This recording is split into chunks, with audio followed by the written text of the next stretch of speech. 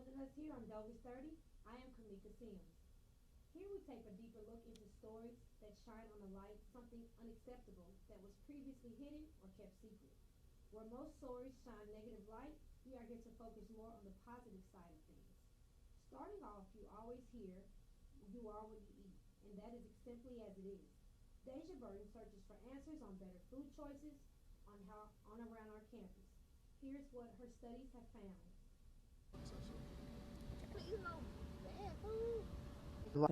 Hi, I'm Dejah Burton, reporting for Dogus 30. Today's story will be about the effects of what students eat and how it impacts their grades. I sat down with Jasmine, a junior here at Alcorn, and Greg, a sophomore, who shedded some light on how they felt about the food in the cafeteria. Overall, they said the food was healthy, but they did share some concerns about the food not being organic and locally grown. Not knowing that the main supplier of the food here on campus is Cisco. Cisco themselves says their food is organic, but can this be trusted when they have faced several lawsuits? The answer should be to stop relying on companies such as Cisco and rely on locally grown foods and The breakfast is the best part. Most definitely. Not all of it, of course, but the food that's supposed to be organic, yeah. No, I wouldn't say so. But you know, bad food. I mean, they have certain processes and ways of fixing the food, doing the food, so it is a certain amount of healthy for people, and it's not that bad. I'm hungry, so I'm gonna eat food. I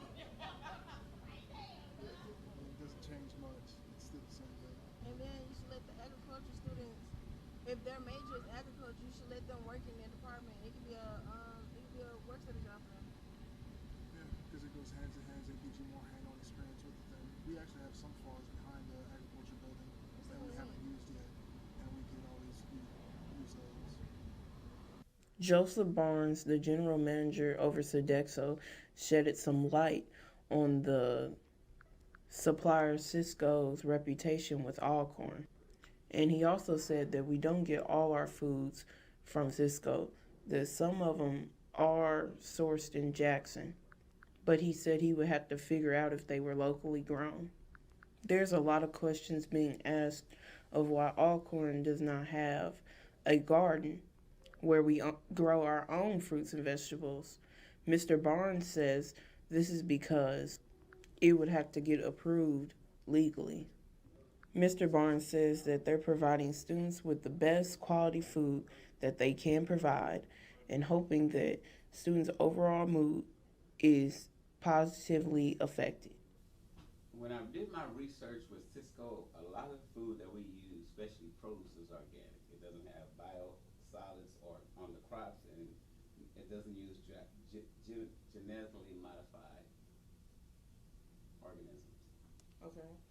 Are the foods here at Alcorn locally and conventionally grown?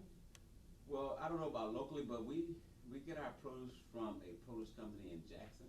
So I don't, and they probably get theirs from local vendors. So some of it probably is, and maybe some are not. Come in and the food is bad, you mad when you leave, and most students feel like they paid their money. So if you come in and you spend your money and the food is terrible, that's going to impact your mood. Dr. Martha Piva, professor of biology and intern chair, I also spoke with her, and she said she felt that it didn't matter what students were eating, whether it was organic or not, that the problem with students and their grades is them not studying enough. Although she did say, of course, organic foods are better for you because they don't have added pesticides and germicides. But however, she shared that she didn't feel this was enough to affect students' grades. She said as long as students are getting enough sleep and eating a healthy, balanced diet, they should be completely fine. Size are not, and as a parent, I say, I would like to have the best food for everybody, but I don't know how much it will cost. And, I understand environmental pollution, but, they have to balance costs versus heads. So I'm not happy about that. But how much do you want to pay for lunch? Again, I'm Dejah Burton, and this has been Dogust 30. Thanks, Dejah, for that insight. We are taking a quick break, and when we return, searching for more answers on various topics. Stay tuned. Why would you bully me? Why would you bully me? Why would you bully me? Because it makes you feel cool? Because I'm different? Do I touch a nerve? Does making me feel bad make you feel good? Why? Why? Why? Bullying hurts. Bullying abuses. Bullying kills. Why would you bully me?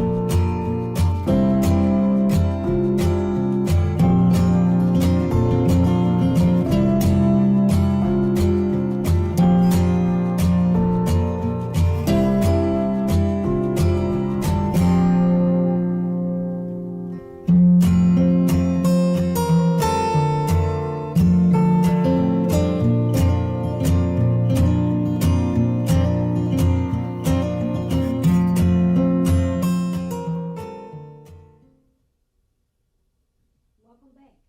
Now you have understood the dive behind better food options. What about the increasing number of freshman students on campus and their resources? I was able to take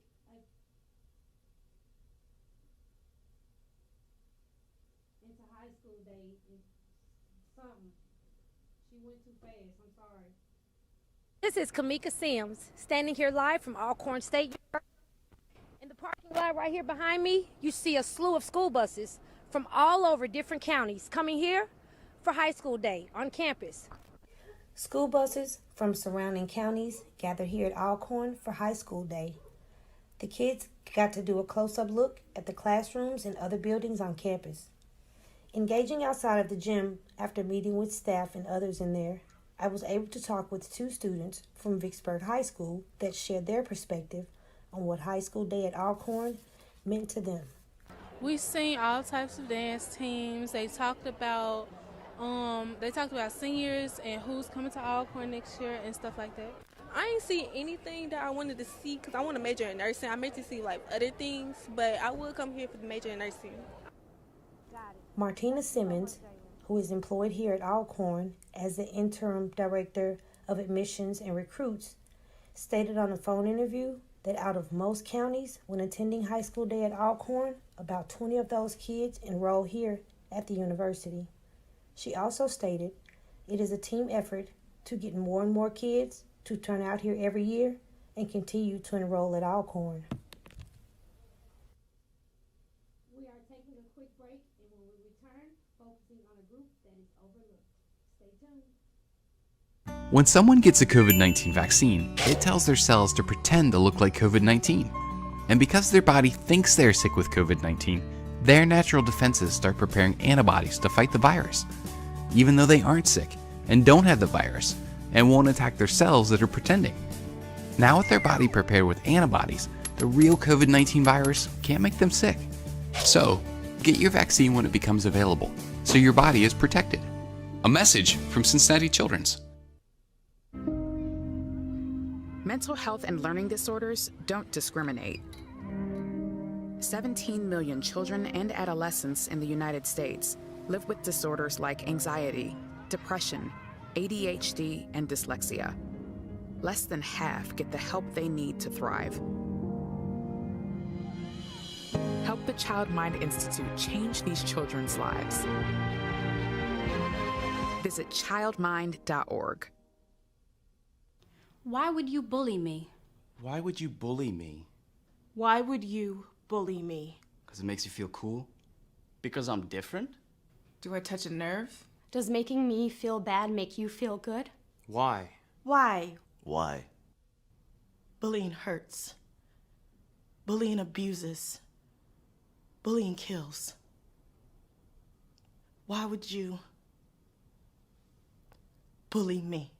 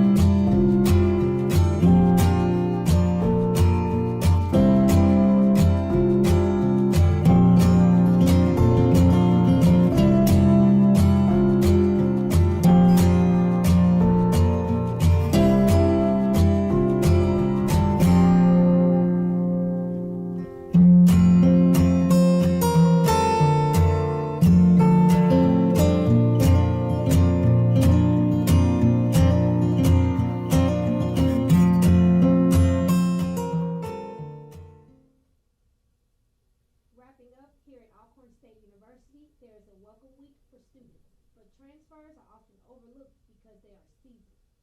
Mekiyla Brown takes a deep dive on the perspective of transfer students. We do get overlooked in a lot of things. So, when it comes to transfer students, you just have to stay positive and be on the up and up. Every school year, students are welcome to campus with a warm embrace for the upcoming school semester. Freshmen have the opportunity to meet with faculty, staff, and student leaders before anyone graces the campus. As most freshmen navigate their way around campus with help, of course, a particular group of students feel left out. This group is transferring students.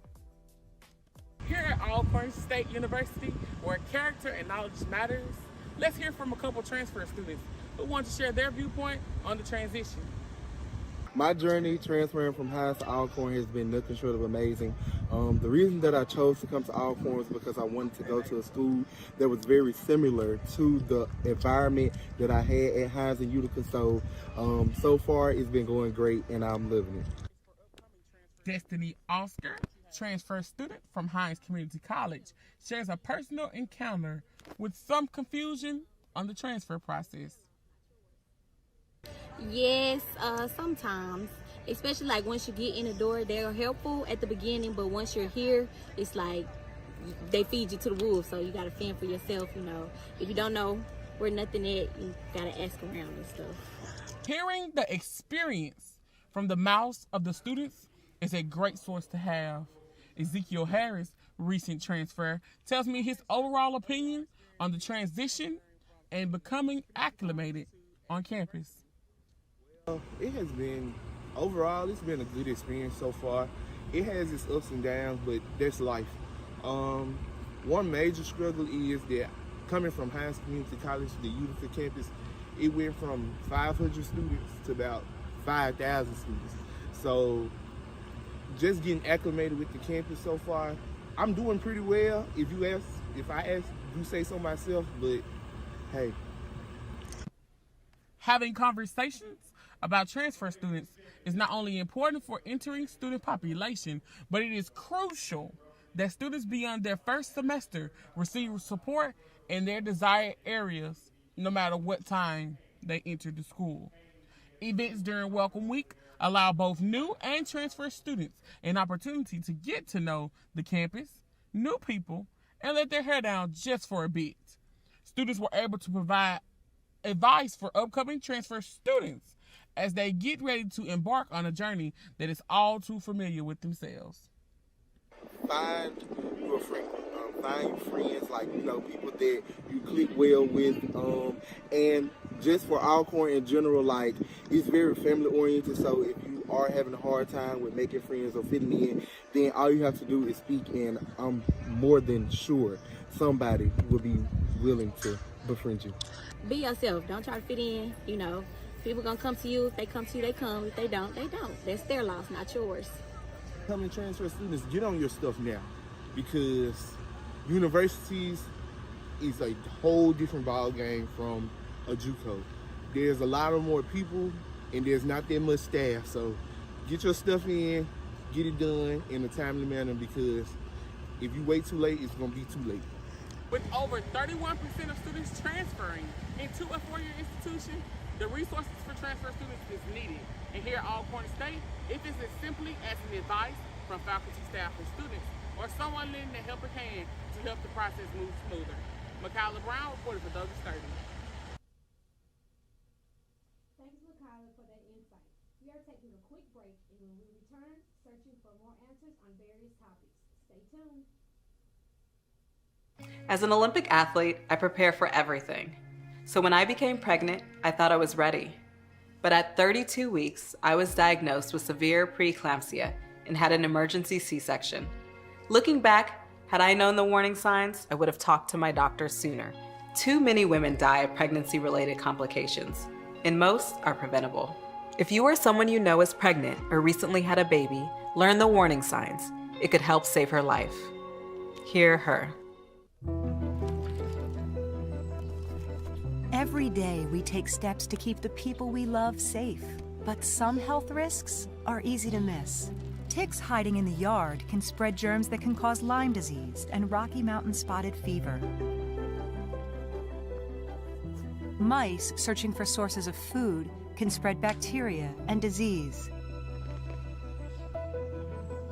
Mosquitoes breed in standing water and can transmit illnesses like West Nile virus and Zika virus. Cockroaches are drawn to water in the home and can leave behind allergens that trigger asthma attacks. Stinging insects attack in defense of their nests and send more than 500,000 people to the emergency room every year. Household pests are a threat to our health. Learn what you can do to protect your family at pestworld.org. Mental health and learning disorders don't discriminate.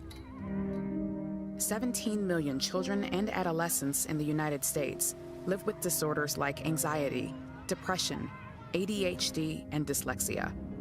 Less than half get the help they need to thrive. Help the Child Mind Institute change these children's lives. Visit childmind.org. As more students enroll in school and learning to navigate through this newfound freedom, mental health is very important. Demarius Jones takes a look into mental health. I'm here at Jackson State University studying the significance of mental health. Students will talk about if the services provided is helpful and how can they reach them. Mental health has seen a huge surge in discussion and awareness in recent years, especially as it relates to young teens and adults. This is largely due to depression and suicide rates going up. Today, we will see how some colleges are taking action to fight against this travesty and if the students are receptive to the treatment. So my status on mental health services here, I feel like they're doing a good job, but it always could be done better. Such as where students, they always hear about the Latasha Norman Center, but it's not advocated enough where students, they can feel comfortable enough in order to go to it. A lot of times students, they feel more comfortable about getting to people that they have familiarity with or people that they feel trusted to. A lot of times that's not the best option. A quote that I tend to love to live by is, vets, they got opens to them. They always going to tell other people your business and everything. I feel like that also can play more into other people's mental health. So I'm a big advocate for mental health because the mind is the strongest tool in a person's body. And if a person's mental is not okay, the person won't be okay. Hello, my name is Mr. Horton. And I am Miss Washington. And we serve as therapists in the Latasha Norman Center. What services do you all provide as a department that students can take advantage of? Okay, we offer free mental health services here at the Latasha Norman Center, and we encourage them all to take full advantage of what we have to offer here. Absolutely.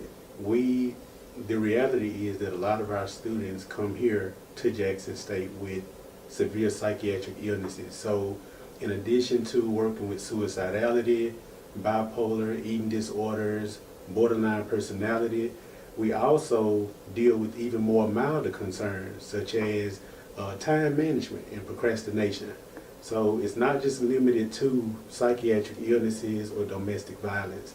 We also assist students with just finding purpose and elevating and evolving into who they want to be. I sat down with Eddie Howard III to get his perspective from a student's point of view. Here's what he had to say. Dejah Norman Center, they actually have therapists that you can actually talk to from time to time, especially with appointments, just to go over your mental health and just anything that you need, especially now that we have this upcoming Friday where we have a mental health day. People can actually go to the Dejah Norman Center just to talk about anything they need to. Tell us more about the Mental Health Day. So the Mental Health Day is actually required by our president, Dr. Elise Anthony Haynes. She basically just gave us Mental Health Day before midterm, so for us to have that on Friday, it kind of is well needed because a lot of people is coming stressed, especially with me specifically, because I am a senior graduating in December. So it's a lot of things coming up on me, especially with me being on the captain of the J Sway dance team, especially with me doing my capstone for senior seminar. Just something that everybody needs for us to be able to refresh and rejuvenate. And what would you say is the component that students can take here? Do they need to visit the counselor center, or how do you think they can get in contact with them? So you basically go on the Jackson State website and you have the business hours for the Dejah Norman Center that you can actually make an appointment for. And when you schedule that appointment, you actually meet with the therapist that you can actually, whether it's two ways, you can actually set up an appointment by the therapist that you want, or you can actually just go in and just do walk-ins.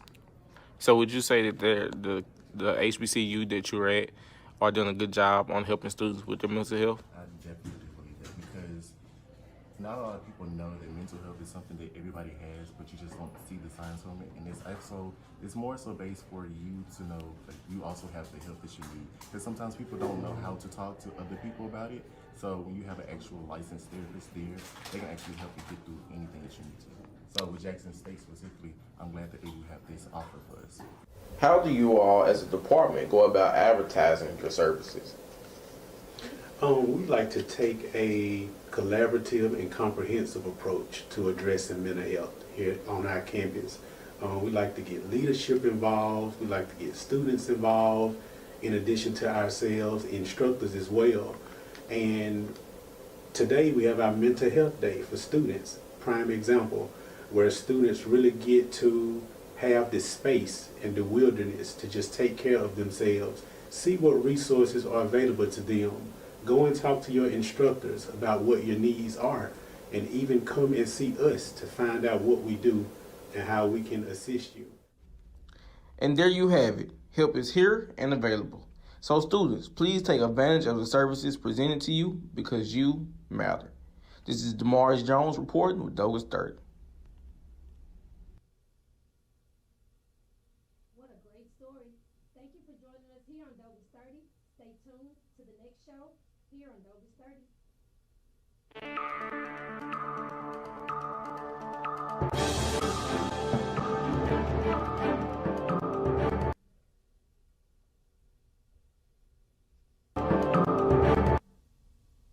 Hi, I'm Dejah and welcome to Douglas 30 News. We have a diverse lineup of stories that impact the Alcorn State University community. First up, Kamekia explores the journey of students transitioning from the classroom to the workplace. Hello, my name is Kamekia Sims. Today I'm speaking with you guys about transitioning from a student to having a career here at Alcorn State University. I am Kamekia Sims, and this is Douglas 30. Transitioning from a student to an employee of Alcorn State University. Over the years, many people have graduated and moved from Alcorn to pursue their degree and follow their dreams in life. However, some people have attended here in the past, ended up working here, and making an awesome career choice in doing so. Today I met with someone that attended school here at Alcorn and has also been working for the university at least 2 decades. This is what he shared with me about transitioning from a student to an employee. Well, first of all, I love Alcorn. I have a history of this, my family school. So my dad and mom came here. Two of my brothers came, and then I just fell in line with them. Okay. How did did you know you wanted to work here after you completed college? I didn't know. I absolutely didn't know. I knew it was a great environment, and I knew that it was great to be around here, and I missed it when I had to leave. But when I came back in 2005, everything had changed just a little bit, but I really loved it, and I couldn't have made a better decision. What was your interpretation of being a student here at Alcorn State? Being a student, it was fun. It was real fun and challenging because you had to balance out your college life, and that's saying that going to the clubs, the fraternities, You had to basically different. make a choice. I had to make a wait. No, it was no choice. I had to. You had to do it, huh? I had to do it. Yeah, I had to get it done. I pledged Alpha, and I really enjoyed every college aspect. I am Kamekia Sims, and this is Dejah 30.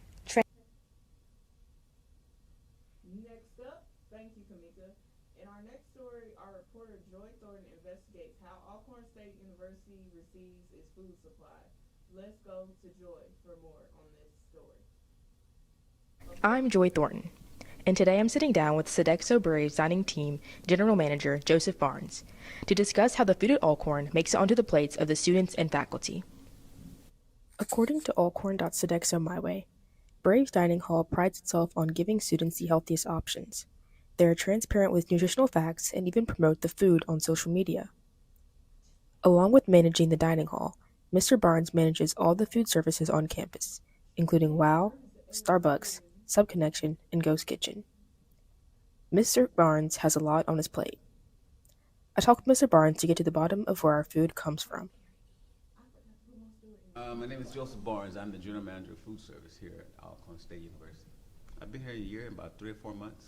I really like Mississippi, and I really like Alcorn. People here are really nice. I've been with Sodexo about a year and 3 months. My day-to-day routine. I guess my day-to-day routine is just walking around talking to my employees at Starbucks, WOW, and here at the dining hall, and speaking with my managers and making sure we're, meeting our budgets, labor, food cost budgets, sales. And about how many employees do you have? I think we got about 77. And is it hard, working with 77 people? It's not really hard. It's just that sometimes you have people that don't want to do what they're supposed to do. They want to do what they want to do. So that's what makes it hard. Yeah, usually the chef, the menu comes from Sodexo corporate, and then the chef will evaluate it, and then he'll change items to represent Mississippi, so to speak. And then I have another, I guess our main cook, she orders the food from Cisco, and then they deliver the food. It's all online. Process works well because back 20 or 30 years ago, we had to write everything down that we needed and call them. So do you have a history of working in food service? Yeah, I started in food service in 1986. So what was your first job? Can you walk me through your career? My first job was I was a dishwasher, and I was working for a hotel in San Antonio's Embassy Suites Hotel.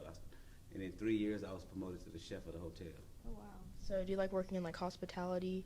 I like working in hospitality. You make good money. It's hard work. You work long hours, but when you work in higher education, usually off Christmas, Thanksgiving, and Mother's Day. Now, the only thing that I think that could be improved, a lot of times when we order food, our invoices are downloaded into the system. So the system that we use for inventory is kind of complicated. We have to add things into the system, whereas when I worked at other companies, once we downloaded the invoices into the system, it went right into our inventory, and we didn't have to add anything. So that, I guess that would be better if they could add that part to it. I also asked Mr. Barnes, who checks over the inventory? Oh yeah, her name is Miss Lenore. She's been here about 27 years. Wow. And she orders the food, and she looks at the inventory, and she reviews it, and then the managers they look at it as well. So food is delivered on Tuesdays and Fridays. So most of the time, what's the day? Wednesday. So on tomorrow they'll be ordering food. It's better to order some on Wednesday. Thursday you might add, and then you turn your order in. Students' main issues with the food is mainly regarding freshness, not with where the food comes from. Honestly, I think it could be a lot better because I tend to get the salads a lot, and the vegetables and the lettuce, like you can tell like in the lettuce I get, it's like it went bad or it's just like kind of old or expired. Yeah, I think it could overall just be a lot better, like especially the main course, but I like what they've been doing with the chef's table like every day and like trying something different. Do y'all know where we get our food from? No. I don't want to know. Mr. Barnes has been previously questioned about why we cannot locally source our food. And they asked me about using vendors from the community that's growing produce and stuff. We use somebody from Jackson. Mm-hmm. So I don't think, I mean, they ship a lot of their stuff in, but I would think that they are using some. Mm-hmm. And we have to have approved vendors. We can't go down the street and buy catfish off the street. We have to have approved vendors in case someone gets sick. That makes sense. We trust them. So they've been vetted by Sodexo to make sure that the people that we're buying from, we're not buying from John. You know, you have people selling greens and stuff. Yeah. We can't buy that. No. There is a system in place for how we get our food, and according to the Braves dining team, it works well for Alcorn. I'm Joy Thornton reporting for Dejah 30. Next up, Dejah will be reporting on substance abuse and the link between depression. Hi, my name is Dejah Burton, reporting for Dejah 30. Today's story is about, is there a link between substance abuse and partying and the link between depression? College students ages 18 to 23 have been known to party. Also in this age range, there's a lot of students that experience depression. Are these two related? Let's find out some more from student Taylor LaFleur, a senior pre-biology med major. Taylor shared that she has indulged in alcohol from time to time. However, she said she learned from experience that alcohol and parties do not make you feel better as far as sadness, and that yes, she did experience depression, but drinking and partying did not get her out of it. I typically don't go to parties, but I do go to them for like homecoming. I do indulge in a little alcohol, but I know my cutoff. You know, I know my limit. So, but as far as like drugs, like smoking weed, that's not really my thing. You know, other people can do it, but it's not for me. A little bit of alcohol, that's it. I have, being a student who is way out of state, I'm from Wisconsin, so I'm very, very, very far away from home. I did experience a little bit of depression like my freshman year because I was by myself in a new environment and I didn't know what exactly was going on. But it has gotten better since the years have gone on. Yes, I make sure that I keep my mental health is mental wealth. Okay, I make sure that I keep that in check because if this ain't good, then the rest of your body ain't gonna be good. I would like my freshman year before I knew better. I would try my best to like drink my problems away, but I learned that clearly didn't work, and so I started talking to myself, praying more, seeking therapy, and that has helped way more. So I highly would recommend don't use drinking or any drugs to try to cope with depression. It's not gonna work. I also spoke to Jasmine LaFleur, a senior computer science major. She also shared her thoughts on substance abuse and the link between depression. She shared that it seems like a lot of people have their head down, which I felt was very interesting. She did share she never used drug or alcohol to make her feel better. But however, she did go out to parties. She said being around people, it makes you feel less lonely. However, she did say it didn't have to be a party. Sometimes just going outside helps. In my past years, I usually don't because I'm not really a party girl. But because it's my senior year and I really haven't done anything, I've started to go out a little bit more. I drink only a little bit. I make sure that I don't get sloppy drunk. I never want to be sloppy. As far as smoking, I don't smoke. Yeah, that's about it. Yes, it seems like a lot of people have their head down, and it is sad. I think I'm mentally stable. I know I'm mentally stable. Only what's prescribed to me. As far as weed or alcohol, no, that's dangerous. That can go into dangerous territory. You can get addicted to that stuff, so no. Yeah, sometimes I'll go out if I feel like I'm sad, I want to get out. I'll go out, I'll be at a party, because sometimes it's important to get yourself out of the dorm. If you're constantly in the dorm, you're gonna end up feeling depressed. But you don't necessarily have to go to a party. You can just step outside, just get some fresh air. Stephen Alexander, a junior education major, shared that he knows people and he himself have been to parties and while there have indulged in substances such as alcohol and drugs.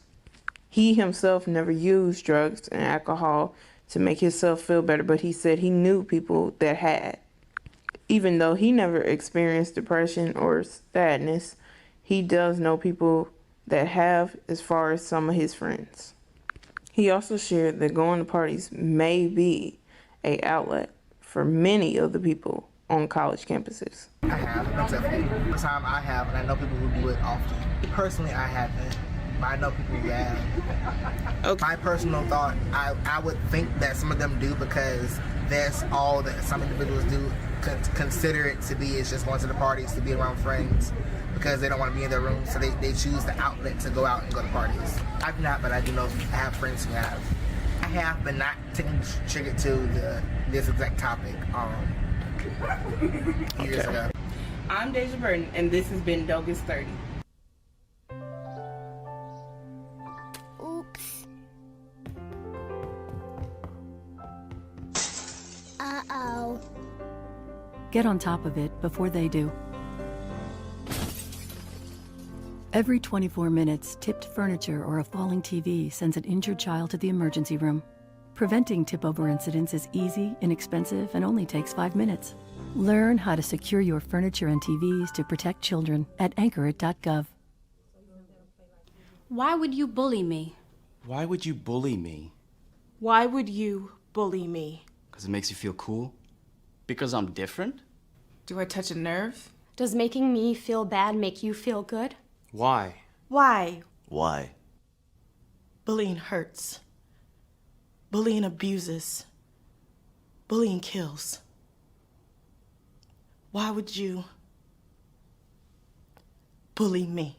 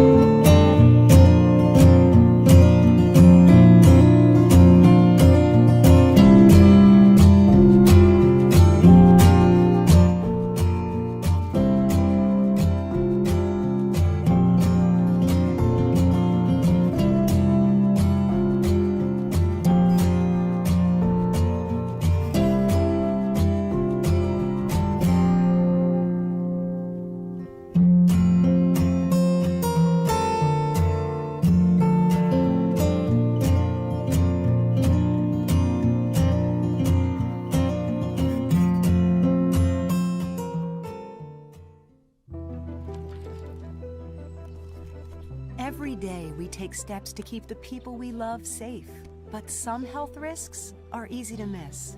Ticks hiding in the yard can spread germs that can cause Lyme disease and Rocky Mountain spotted fever. Mice searching for sources of food can spread bacteria and disease. Mosquitoes breed in standing water and can transmit illnesses like West Nile virus and Zika virus. Cockroaches are drawn to water in the home and can leave behind allergens that trigger asthma attacks.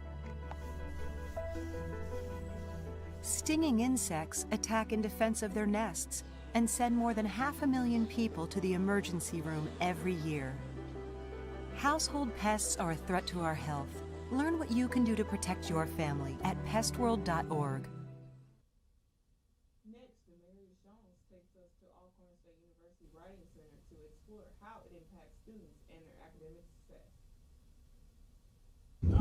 I'm here at Alcorn State University, seeing how the Writing Center here impacts the students.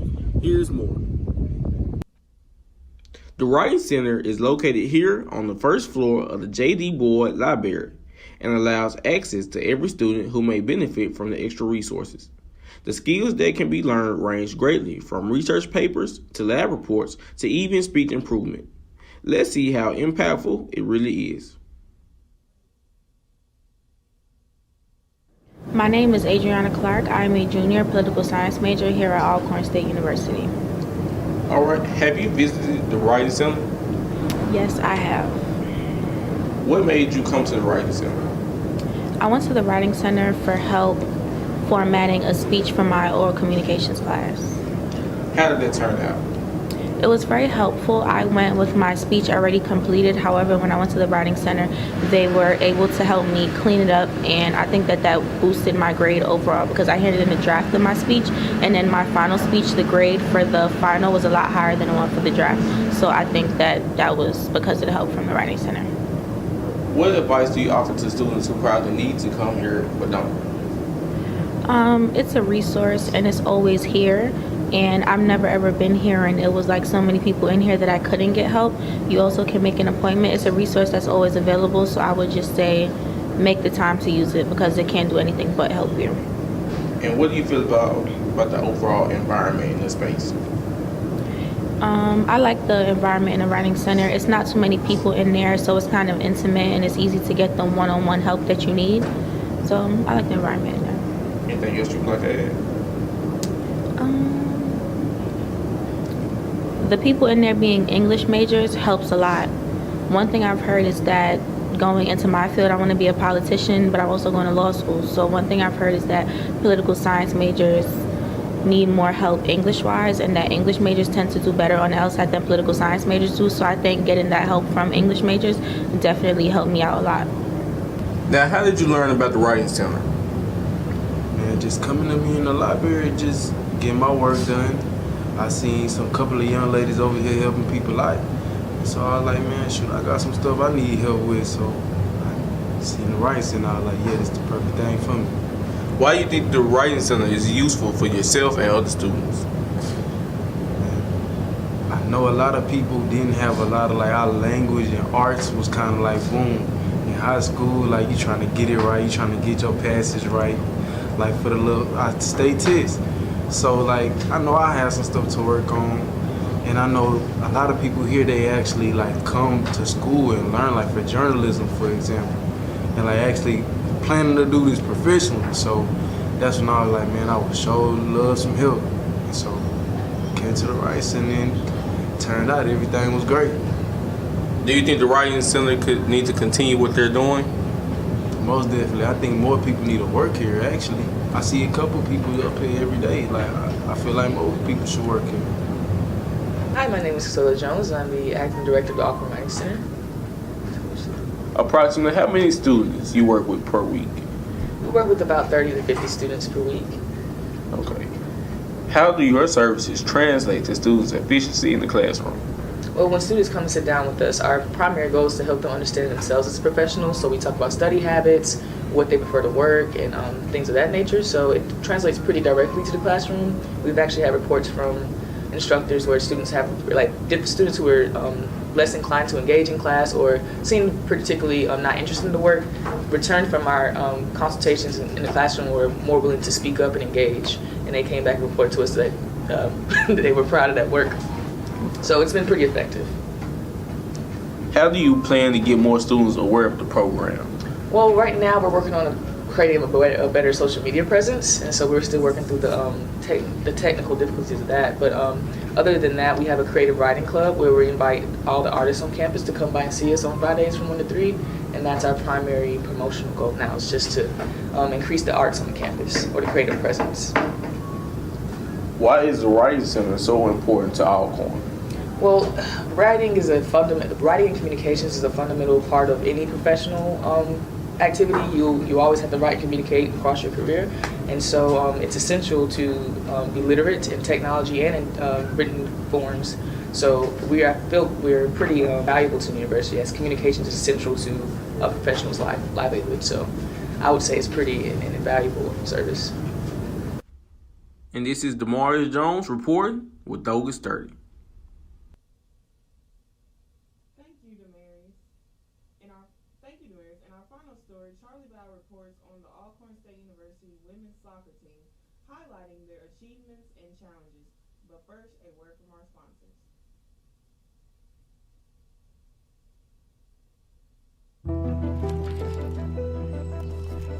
Every day we take steps to keep the people we love safe, but some health risks are easy to miss. Ticks hiding in the yard can spread germs that can cause Lyme disease and Rocky Mountain spotted fever. Mice searching for sources of food can spread bacteria and disease. Mosquitoes breed in standing water and can transmit illnesses like West Nile virus and Zika virus. Cockroaches are drawn to water in the home and can leave behind allergens that trigger asthma attacks. Stinging insects attack in defense of their nests and send more than 500,000 people to the emergency room every year. Household pests are a threat to our health. Learn what you can do to protect your family at pestworld.org. As an Olympic athlete, I prepare for everything. So when I became pregnant, I thought I was ready. But at 32 weeks, I was diagnosed with severe preeclampsia and had an emergency C-section. Looking back, had I known the warning signs, I would have talked to my doctor sooner. Too many women die of pregnancy-related complications, and most are preventable. If you or someone you know is pregnant or recently had a baby, learn the warning signs. It could help save her life. Hear her.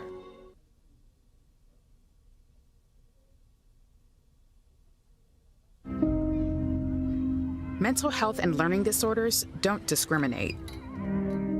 17 million children and adolescents in the United States live with disorders like anxiety, depression, ADHD, and dyslexia. Less than half get the help they need to thrive. Help the Child Mind Institute change these children's lives. Visit childmind.org. Hi, my name is Charlie Bell and this is Dogus 30. Today's story will feature the women's soccer team at Alcorn State University. This season's record for the Lady Braves is currently 5 wins and 10 losses. As for conference play, it's 3 wins and 5 losses.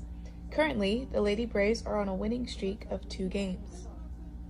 Not only did the Lady Braves secure a back-to-back win in their last 2 games, but they also secured their ticket to the 2023 SWAT Championship Tournament. As last week was their bye week, this week they will play Mississippi Valley, and if they finish this game with a victory, they will make program history for the last decade. It will be the most wins in conference season history for the Lady Braves in the last 10 years. Let's see what Coach Jenna thinks about the season thus far. I feel great about the season. I think we had a really rough start, which is kind of expected when we're playing a lot of teams out of conference. They're usually teams that, when it comes to national rankings and things like that, are a bit higher than us. So always tough matchups at a conference. We didn't get some results that we wanted to early in the year, but we really turned a corner and have put together a string of wins and a much better record going into the conference tournament. Given the circumstances of Friday's game and the fact that this is Coach Jenna's first season as a head coach, what could this possibly mean to her? It means everything. I mean, you want to show up to work and do good at anything you do, and obviously working in athletics, you tally the wins and losses more than you would in any other career. So help put this program in a position it hasn't been in a decade I just feel grateful that I'm here to be a part of it, and that the team has been able to kind of accomplish or work towards accomplishing this goal. I also asked a player on the team, Giselle Batres, how she felt about the season thus far. In the beginning, it was very rough. We didn't have a lot of people, and we were playing some very difficult teams. But I feel like even though in those tough games, we still had those good moments. And now, I think we're doing a lot better than I anticipated. There's been a lot of progress, just starting from practice and it showing in the games. And so I think we're going to end our season on a high note. Every year in the first week of November, the Southwestern Athletic Conference, also known as the SWAC, holds a postseason championship tournament. Depending on the results of this in-conference season, 8 out of the 10 teams compete for a chance at the championship title. The SWAC Championship Tournament will be held at Prairie View A&M University next week. Let's see how the players and Coach Jenna feel about it. Physically, we're just making sure training is an uncomfortable environment for most of it, just because, you know, going into conference play or coming out of conference play, going into the tournament, there's, you know, you play or go home, so there's a different level of anxiety and pressure and just general chaos that is present during tournament play that isn't normally. So we just kind of try to replicate that environment as best we can in training sessions, and you know, hope we're preparing you guys best we can. My predictions for SWAC, or for the SWAC tournament. So I think it's kind of up for grabs for anyone who wants it. I mean, from what I've seen, the scores are all pretty even. Like, there's only been one blowout, which is kind of unsuspected. But I think whoever wants it can take it. And if it's going to be us, I mean, it's just if we're willing to work for it. As for the future of the Lady Braves, what does that look like to Coach Jenna? Coming off this season, you know, we hope to continue to add some wins to the record, but I think that we've kind of got, last season we made some strides toward better records and accomplishments and first Division I wins out of conference and things like that we haven't been accomplished here yet. So I think we're just continuing to build off that, and I think next year we've knocked off a couple things this year, and we just want to build off of that and consistently put back-to-back years of going to the conference tournament and making it be expected, not a surprise, but just really notching ourselves in as one of the more competitive teams in the SWAC. I think that's where this program's headed. Keep up the work, Lady Braves, and good luck with your game on Friday and for the SWAC tournament next week. I'm Charlie Bowell, and this has been Dogus 30. Thank you, Charlie. That's all for today's story. I'm Dejah Burton. Hope you've enjoyed this special coverage. Thank you for joining us here at Dogus 30 News. Have a great day.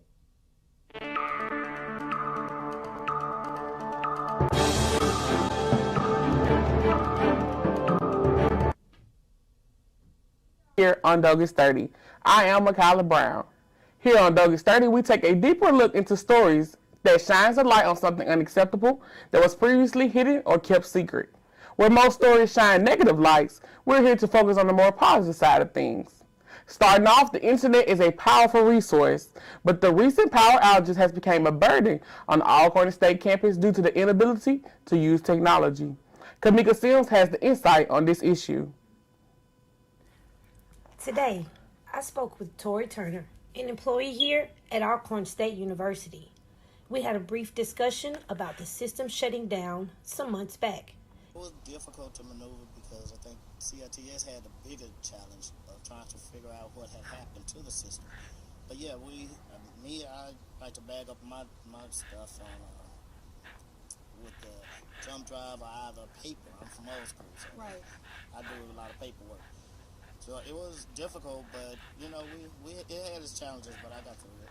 We also discussed then versus now in terms of the system being back on track in the workplace. It's not 100% back on track. They work with different corporations, other entities outside of Alcorn to also get it back to the fullest, but it's not yet. So therefore, we do have to we still have some glitches in the system. They had, for me, for instance, they had to wipe my whole computer off. Wow. So yeah, so all my files and everything that I had was lost. So I had to go create new files and go back through my paperwork and, you know, all the hard copies that I had to make sure that it coincided with what was on my system instead of the banner system that Alcorn had. Right. I am Kamekia Sims, and this is Dogus 30.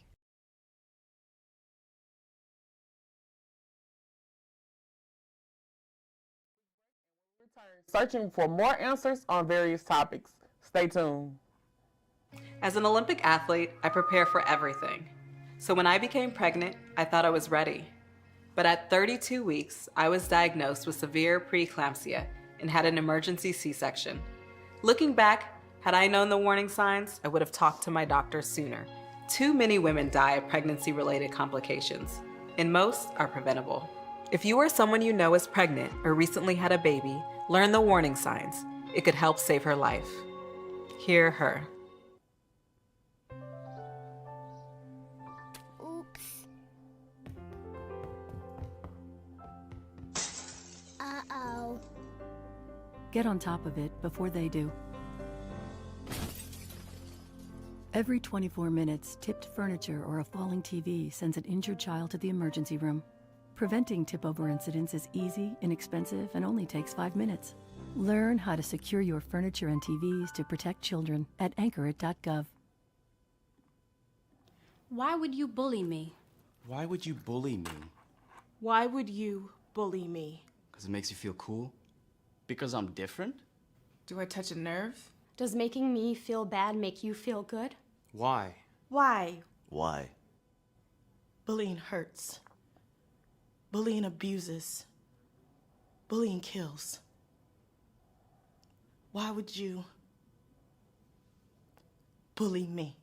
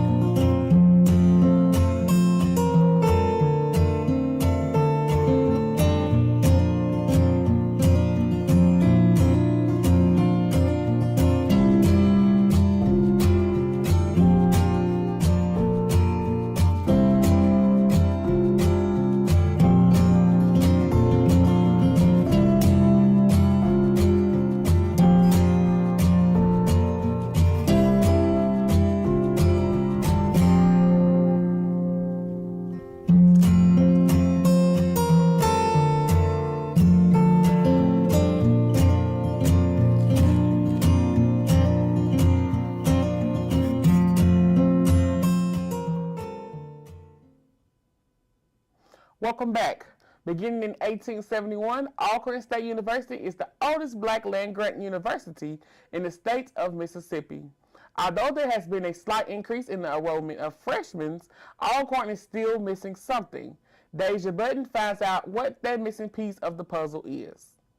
Hi, I'm Dejah Burton, and this is Dogus 30. Today's story is, how can we get better recognition for Alcorn, and what is Alcorn's greatest problem?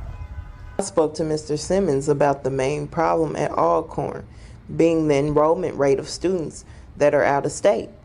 He said that a lot of things play a factor, the main thing being location as well as funds being allocated to the school. Well, some of the main barriers, and I'm not going to just say Alcorn, but definitely in university in general, would be finances. So currently, when you look at the demographics of students that a lot of HBCUs get, it's the finances. When you look at the African American community as a whole, we make less than our Caucasian counterparts. And within that, with that less, so a lot of our students could potentially be on financial aid and things like that. So it's the finances to get to college and actually find the funds to pay for college. And once you get into that, they also goes into, once they get here, even if they're on scholarship, once they get here, how they're going to support themselves to get things like clothing, books, and all the extra stuff besides just room and board and tuition. So for I'll say this, the location of Alcorn State University, it's in a good location for the school, especially for agriculture and the things that we were founded upon. And for some students, that's not what they may like. Sometimes some students want more of a robust city life and things of that nature. So the thing of picking a college is picking what's best for you. And sometimes location is an issue. So, I'm big on saying if I can get a student to that gate and get them actually into the university, they'll fall in love with the university, the nice greenery, the ponds and different things that we offer, as well as the academic portion of it. So I will say that our Alcorn State University is very notable. We are the oldest black land-grant institution in the nation. Now, I think, some people, especially some of the younger generation, may say they haven't heard some of the things that Alcorn has done, but Alcorn has done a lot of great things. And it's just, as I always tell students when we're recruiting, although I can tell you the great things about Alcorn, definitely do your research as well. And see what are the things that we have. We have great alumnus that are actually on television and different things like that and doing great things in the community. So I think some of it is just we have the people doing the jobs and the alums and things of that nature. And it's just making sure the students and prospective students are seeing that and researching that. So, depends on the barriers you're talking about. If you're talking about finances, unfortunately, the financial part is nothing that either Alcorn can do. We can, hope that, we may get millions of dollars from someone to just give people more scholarships, but we do try to make because Alcorn is one of the more affordable universities currently right now. If you stay in a traditional style dormitory, such as Burrs and Lott, tuition is total about $18,000 a year. So that's about $9,000 a semester for removable tuition. And that's, you do have a couple of fees and things past that. That's one of the most affordable things about this university is we are affordable. Now, within that, understanding that we can't give you everything, and so sometimes we have the question of why can't we give everybody scholarships? Well, unfortunately, we are an institution of higher learning, so we do have to charge. So we can't give everyone scholarships. Now, what we have done, and what we currently do, there are different scholarships, foundation scholarships, and things for students who apply for those to be able to afford to go here. And so that's what we do as a university to ensure that that barrier is kind of torn down as far as finances are concerned. Then we also have a great financial aid department who can help you with understanding the loans and things that you can get and things like that, and also work study and things like that. I also spoke to Sid Johnson, a student here at Alcorn, who shared her opinion about what is the main problem at Alcorn, as well as what brought her to this university. Well, when I came and toured Alcorn State University, I fell in love with the atmosphere here, and it just felt really like I was at home when I stepped on the campus and I finished the tour. And I'm not gonna lie, it wasn't that much money coming out of my mom's pocket as well, because I had scholarships. So I decided to come to Alcorn State because I really love how everyone's a family here. I feel like they could do a little bit more recruiting. I feel like they recruit a lot of people from Jackson and Vicksburg and Natchez, especially the high schools. So I feel like they just have to get out there more, and they'll get a lot of more out-of-state students. One, I feel like they don't put a lot of ads out there, or letting people know, hey, this is what Alcorn's about, and they just need to get out there more, especially with their PR department and everything. Just put more stuff out there, and I feel like a lot of people will see it more, and they'll start coming. All in all, it seems like what limits Alcorn State University from being a great institution is people not knowing about it. Let's spread the word about this fine institution. Again, I'm Dejah Burton, and this has been Dogis 30. Thanks, Dejah. In my opinion, Alcorn is definitely a family-oriented school, and just like other schools, there's always room for improvement. We're going to take a quick break, and when we return, shine the light on the heavy... No, I did not. Shine the light on the hard-working athletes. Stay tuned.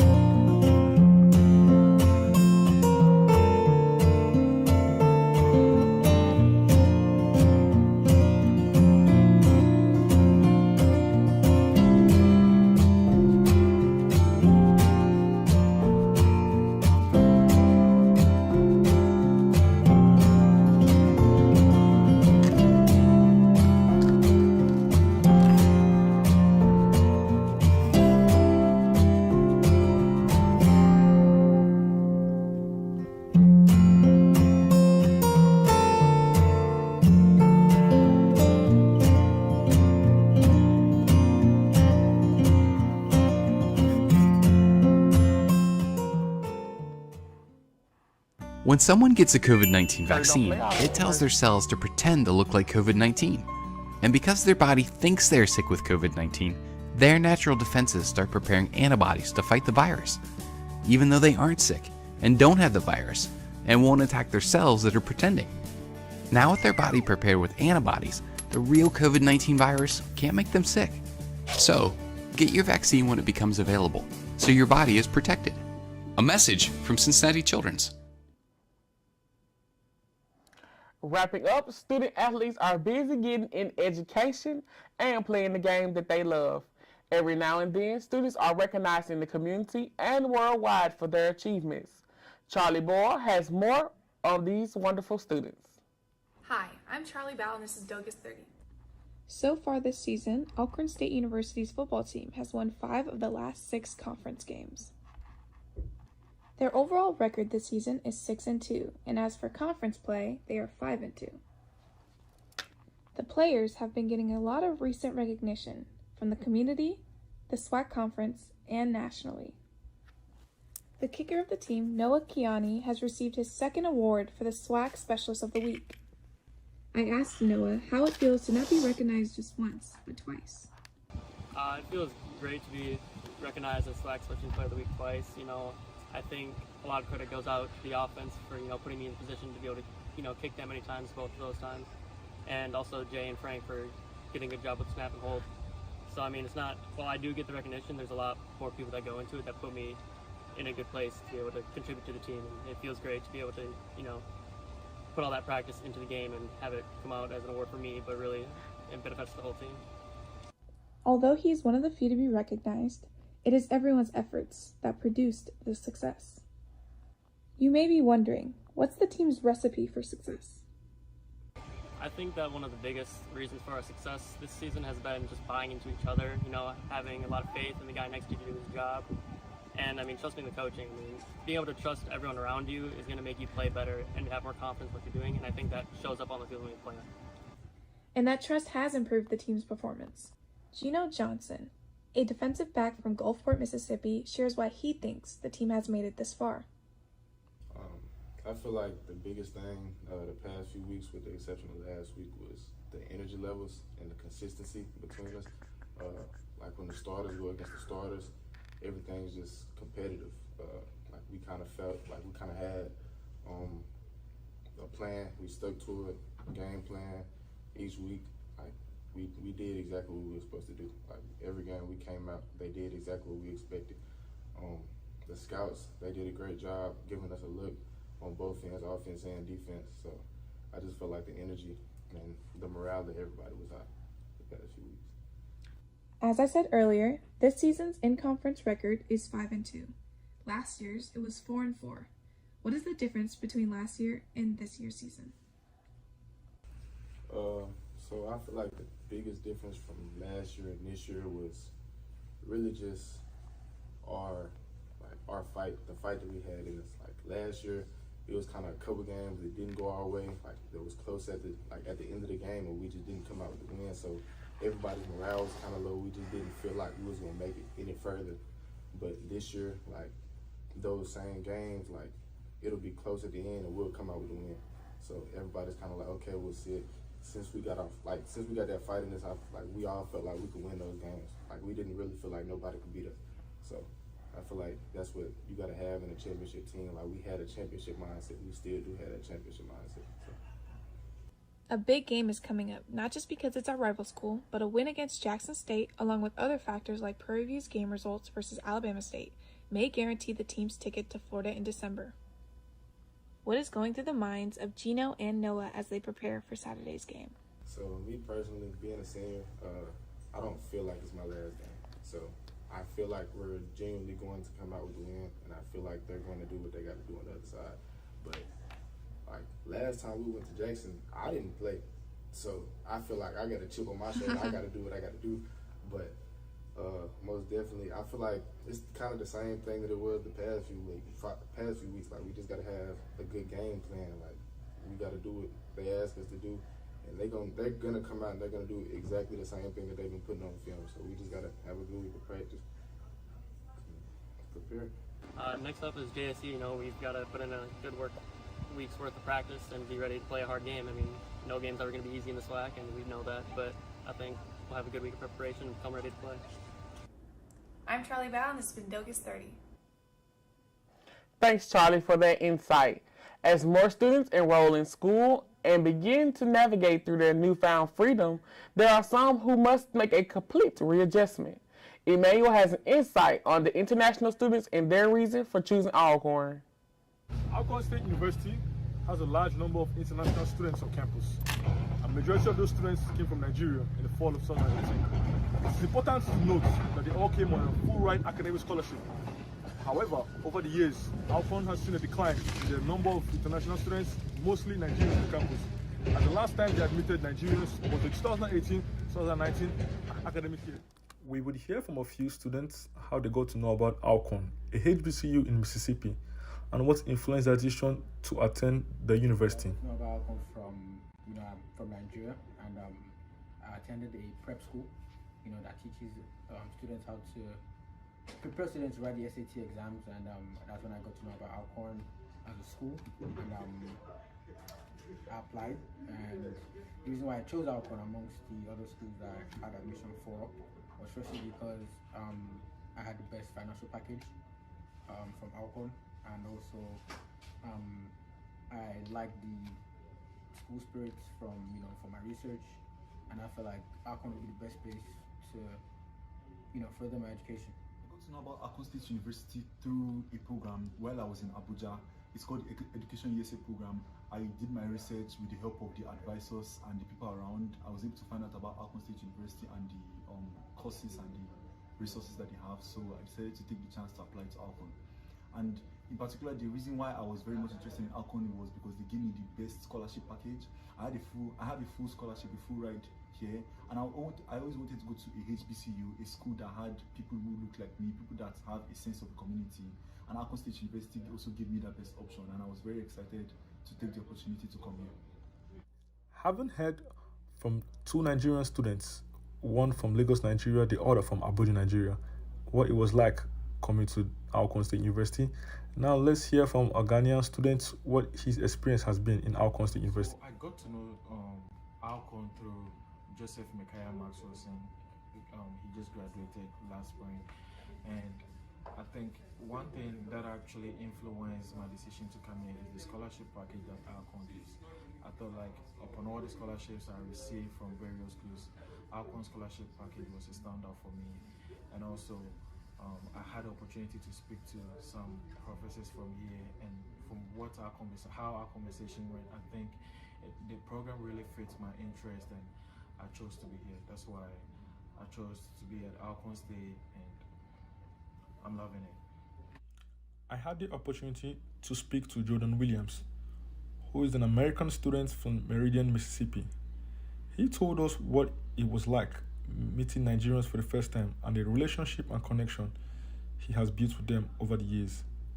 He also went ahead in the interview to tell us what he thinks is the reason for the decline in the admission of Nigerian students on the campus of Alcorn State University. So in 2018, I met two Nigerian students. One was named David Okoro and the other Olamide Fatigue. I overheard them speaking and I heard their accents. And me personally, I had never met an African student before, or an African person personally in my life before. So I got to know them, and they introduced me to more Nigerian students, and pretty soon I was a part of the whole Nigerian community. And there were a lot. There were like maybe around 50, maybe even more. They were very intelligent students, very hard-working and driven students, and they were just all around just nice people. So maybe a year or two later, my friends informed me that there were no more Nigerian students being allowed into Alcorn State University. Initially, I thought maybe it was because of funds, that they couldn't allocate that type of scholarship to them. But as it turns out, they still had the scholarship available, but they weren't providing it for international students, particularly Nigerian students.